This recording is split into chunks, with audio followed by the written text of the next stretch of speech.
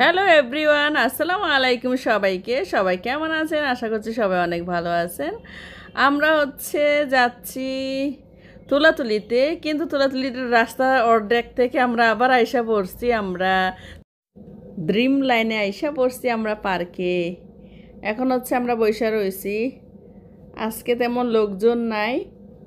আমরা চিন্তা করছি যে আমরা কি করব। তারপরে যে এদিকে আইসা পড়লাম আমরা।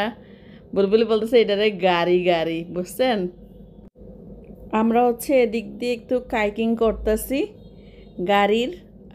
রেখা বলতেছিল যে নৌকা সিস্টেমটা নিবে, কারণ এমনই এটা আমরা একটা কর্নারে নিয়ে গেছি, কখন আসলে চালাই নাই।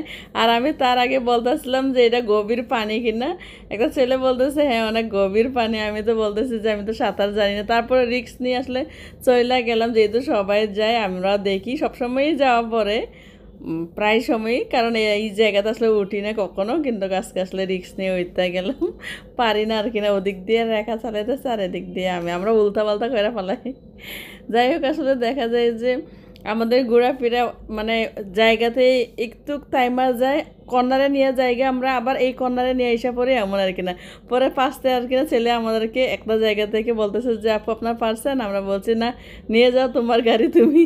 পরে ওখান থেকে ছেলে নিয়ে এসে পড়ছে আমাদেরকে। পরে আমাদের আসলে দেখা যায় যে একটু মানে এদিকে বৃষ্টি হয়ে গেছিলো, আমাদের ঘোরাফেরা শেষ হয়ে যায়, তারপর আমরা ওখান থেকে চলে আসা পড়ি। এই তো আমাদের ছোট্ট একটা ভিডিও আপনাদের সবার সাথে শেয়ার করা।